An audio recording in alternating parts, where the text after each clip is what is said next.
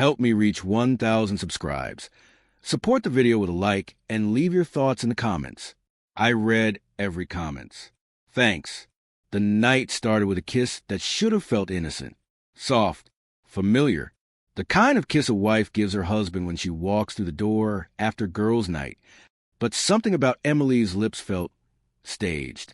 Too careful, too measured, like she was acting out a script she'd rehearsed in the car. I stood there pretending to believe it, pretending to be the same trusting husband she thought I still was. But trust had already started dying inside me 2 weeks earlier, long before she even knew anything was wrong. She tossed her purse on the couch and laughed, as if nothing in the world could shake her. "You're still up?" she asked, kicking off her heels. I nodded, watching the way her cheeks glowed in a way no dim restaurant bar could ever create. Perfume I didn't recognize clung to her like a confession she didn't mean to give. Her hair looked like fingers had been through it. Messy, but not the kind wind makes. And her smile? Too bright, too deliberate. The kind of smile guilty people practice in bathroom mirrors. I told her I had been watching a documentary, just killing time, and that I'd started recording something earlier by accident. She didn't even blink at the mention of recording. That should have been the first sign. Emily was always curious, always asking, always wanting details. But tonight, she didn't ask what I recorded. She just muttered something about being exhausted and headed to the kitchen for water. I watched her the whole time, memorizing every move. She wasn't drunk, but she wasn't normal either. She was buzzing with something. Fear? Excitement? Guilt? I couldn't tell yet. All I knew was that my stomach had been tight for days, and tonight felt like confirmation, like the moment in a nightmare when you finally see the shadow that's been breathing behind you. The thing she didn't know was simple. I already had answers. When she told me 2 weeks earlier that she and her friends were planning more girls' nights than usual, something in her voice cracked.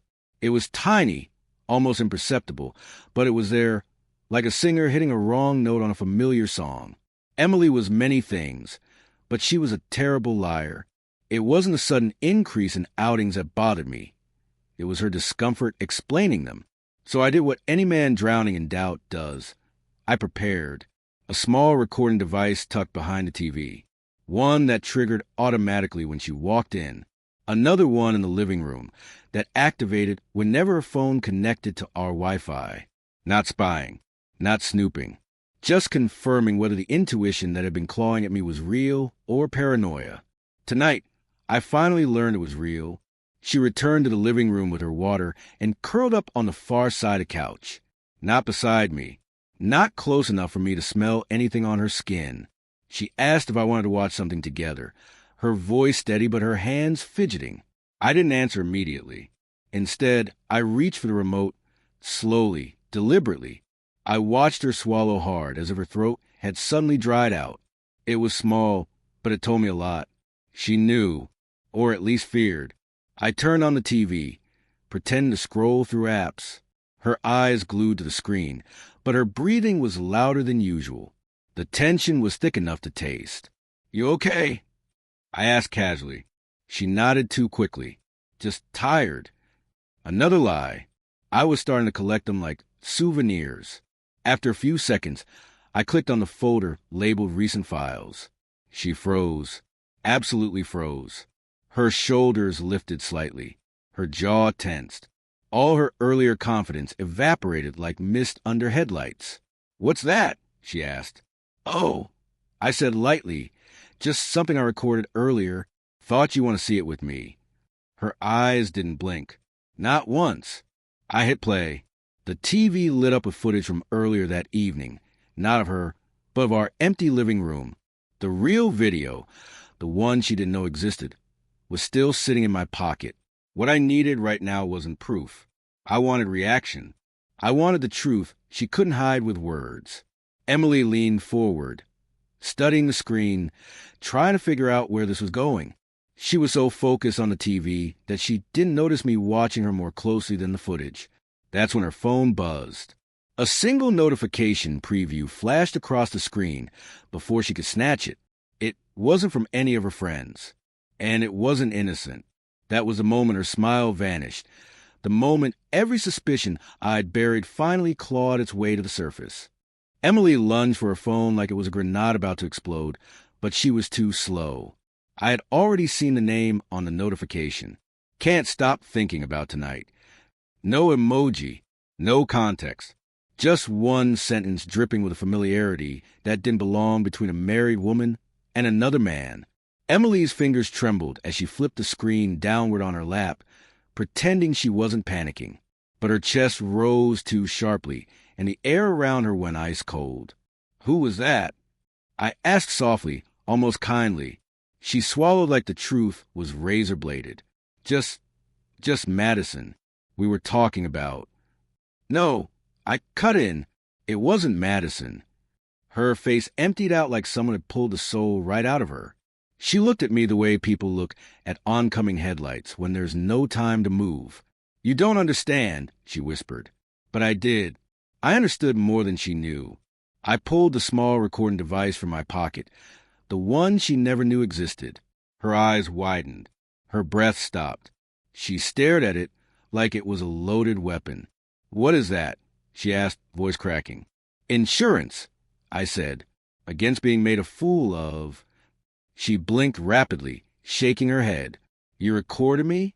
How long have you been?" "Tonight," I said. "Just tonight." That was the lie she believed. What she didn't know wouldn't hurt her anymore. She stood up suddenly, pacing, grabbing her hair with both hands, as if she could pull the night apart strand by strand. "This is crazy," she muttered. "You're overreacting. You're making things up in your head." I let her spiral. I let the space between us fill with her excuses, her panic, her unraveling composure. Then I pressed play. A man's voice filled the room. Not my voice. Not hers. Him, laughing, calling her name softly, whispering something she'd hoped I would never hear. The recording was only 30 seconds long, just enough to expose the truth. The sound of her giggling, the sound of a kiss, the sound of betrayal stripped bare. Emily covered her mouth like she could shove the entire night back inside her throat. Tears spilled instantly, heavy and unrestrained. I didn't mean it, just happened once," she breathed out, collapsing to her knees like her legs couldn't hold the weight of her lies anymore. But I had heard enough earlier to know it wasn't once. It wasn't an accident. It was a pattern she thought she could hide behind lipstick and rehearse smiles. I didn't yell. I didn't curse.